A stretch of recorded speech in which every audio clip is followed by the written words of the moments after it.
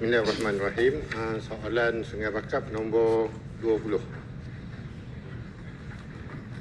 Terima kasih Yang Berhormat Datuk Speaker dengan Yang Berhormat Sungai Bakap atas soalan dan keprihatinan Yang Berhormat atas isu-isu air di kawasan Sungai Bakap yang kita mengakui terdapat masalah untuk beberapa tahun yang lepas ini. Yang Berhormat, kronologi krisis air yang telah berlaku di Mukim 5 Sungai Bakap secara khusus semenjak tahun 2019 adalah seperti berikut. Saya akan bacakan sorotan yang utama. Pada tahun 2019, PBA telah mula menerima aduan tekanan air rendah khususnya di waktu puncak daripada penduduk-penduduk di kawasan terutamanya flat Taman Seruling Emas, Taman Seri Seruling dan Taman Widuri. Ini adalah kawasan-kawasan yang Taman Widuri ini kawasan tinggi. Kalau Taman Seri Seruling dia di hujung sistem rangkaian pipe, dan kemudian flat Taman Seruling Emas ni adalah flat 5 tingkat yang tidak mempunyai tangki sedutan dan sistem pump. Dan semakan PBA mendapati bahawa punca berlaku tekanan rendah di pipe utama adalah puncanya adalah disebabkan tekanan rendah di pipe utama sehingga menjejaskan tekanan sedutan di rumah pam Wellesley. Dan PBA telah pun menyediakan lori tangki air untuk membekalkan air ke kawasan yang terjejas. Pada tahun 2020, PBA juga menyediakan lori tangki air dalam keadaan siap sedia untuk digunakan apabila perakam tekanan PBA mengesan gangguan bekalan air lebih daripada 24 jam. Dan PBA juga telah menempatkan kaki tangan PBA secara bergilir-gilir dan dari semasa ke semasa di rumah pam di kawasan terjejas untuk memantau tekanan air. PBA juga telah mengambil inisiatif dengan pemasangan tangki air statik komuniti di beberapa kawasan. Pada tahun 2021, PBA telah mempergiatkan pemeriksaan untuk kebocoran, kerosakan injap ataupun valve atau airlock dalam saluran utama dan saluran pipe dan menjalankan kerja de-airing jika diperlukan. PBA juga telah membaiki dan mengganti saluran pipe dan injap bocor dalam masa yang sesingkat mungkin.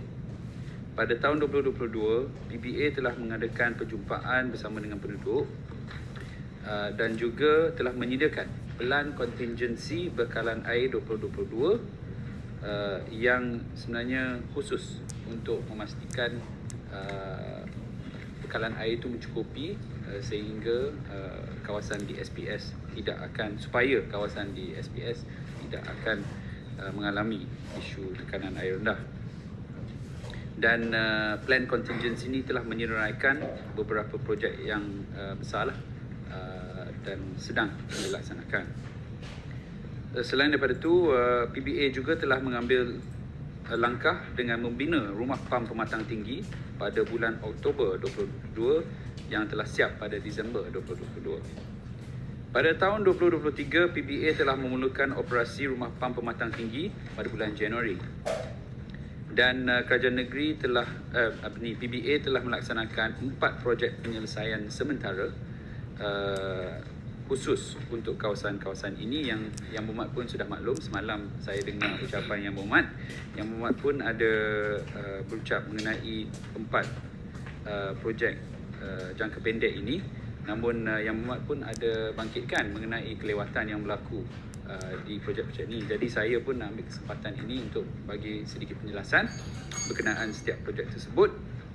Yang pertama adalah logi DAF ataupun Dissolved Air Flotation, iaitu 10 MLD di logi rawatan air Bukit Bancor. Yang ni dah siap, Yang Berhormat. Yang kedua adalah logi rawatan compact 2.4 MLD di Sungai Krian. Yang ni berdasarkan pada jawapan yang diberi adalah semalam, Yang Berhormat maklum Januari 2024, tapi sebenarnya projek ni mengalami beberapa kelewatan isu pengambilan tanah. Jadi tarikh terbaru adalah April 2024. Saya telah semak dengan pihak PBA. Dan yang ketiga adalah rumah pam Taman Widuri dan Taman Wellesley. Okey, untuk Taman Widuri ini dijangka siap pada akhir tahun. Kelewatan ni berlaku akibat kesukaran untuk mendapat kelulusan daripada pihak MBSP untuk menggunakan lorong Widuri 23 sebagai nak letak tangki sedutan. Untuk Taman Wellesley pula, kelewatan berlaku oleh kerana bantahan daripada pihak TNB kerana jajarannya adalah di bawah talian atas 132 kV. Jadi perkara ini sedang diselesaikan dan kita harap hujung tahun lah ya, at least yang rumah PAM Taman Widuri itu akan siap. Untuk dua loji rawatan air mudah alih ataupun mobile water treatment plant di Taman Sungai Duri, yang ni dalam proses testing and commissioning dah siap.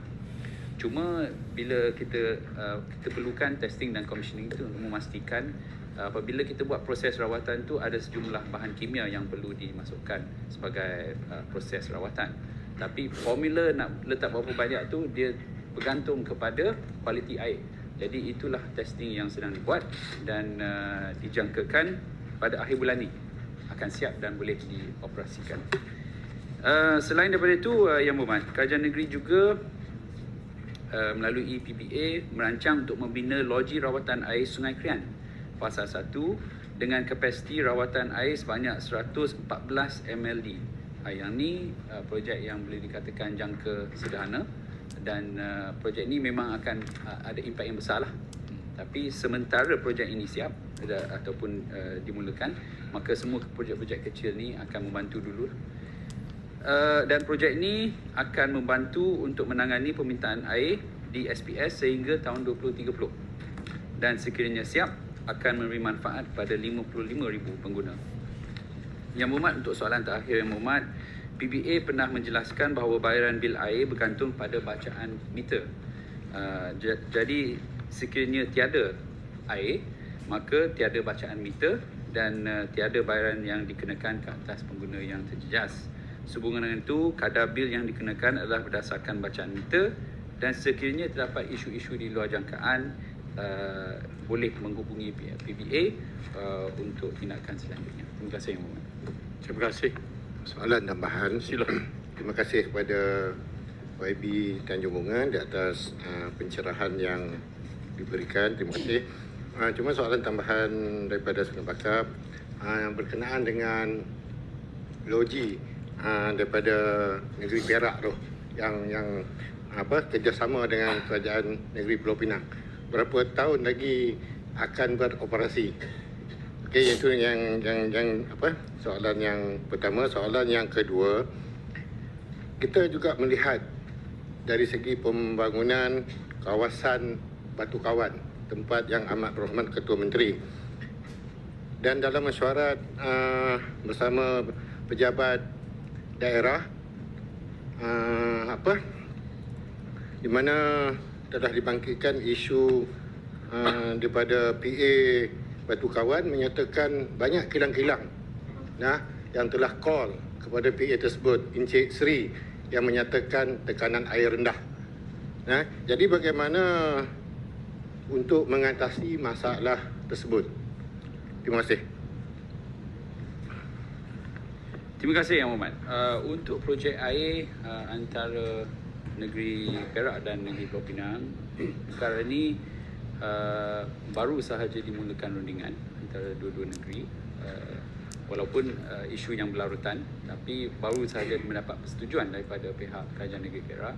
Maka mesyuarat yang pertama baru berlangsung pada tarikh 9 November yang lalu, yang dihadiri oleh Datuk SUK kita bersama-sama dengan SUK Negeri Perak. Dan dijangka sebenarnya projek ini adalah projek yang akan mengambil masa kerana dia melibatkan pembinaan terowong untuk memindahkan air dari Sungai Perak ke loji rawatan air, dan kemudian perlu dibina juga infrastruktur untuk menyalurkan air terawat tersebut ke negeri Pulau Pinang. Maka dalam jangkaan 6 hingga 10 tahun lah. Oleh itu, kita nak buat projek-projek yang lain dulu seperti projek LRA Sungai Krian dan juga projek-projek LRA lain seperti di Bengkuang, seperti di Sungai Muda. Ini semua adalah untuk supaya kita boleh tahan sehingga projek air dengan Perak ni siap. Untuk isu kilang tu, Yang Berhormat, semuanya sebenarnya diambil kira apabila kita membuat unjuran-unjuran projek-projek kecil ni adalah bukan sahaja untuk membantu penduduk tapi juga untuk permintaan industri. Jadi semuanya akan dibantu sekali oleh projek-projek yang saya sebut tadi. Terima kasih. Tambahan. Terima kasih Dato' Yang di-Pertua. Soalan tambahan saya adalah berkaitan dengan tekanan air rendah juga. Saya rasa terkejut dengan apa yang disebutkan oleh Air Putih semalam, iaitu antaranya salah satu sebab punca tekanan air rendah itu adalah paip air PBA yang terlalu usang dan bocor yang menyebabkan NRW. Yang ini juga menyebabkan bahawa tekanan air itu tak boleh diberikan begitu tinggi. So apa usaha kerajaan negeri dalam segi menukar paip-paip PBA yang usang tersebut? Terima kasih Yang Mohd macam bubuk. Betul. Dia sebenarnya pada dalam beberapa tahun yang lepas ni disebabkan permintaan air telah naik dengan mendadak, khususnya sewaktu berlaku PKP. Ya. Apabila berlaku PKP dengan tiba-tiba kita nampak permintaan air telah meningkat dengan begitu banyak, dan apabila PBA meningkatkan tekanan air, kita didapati banyak paip bocor kerana paip usang, paip lama dan tidak dapat menahan tekanan air yang tinggi. Jadi oleh kerana itu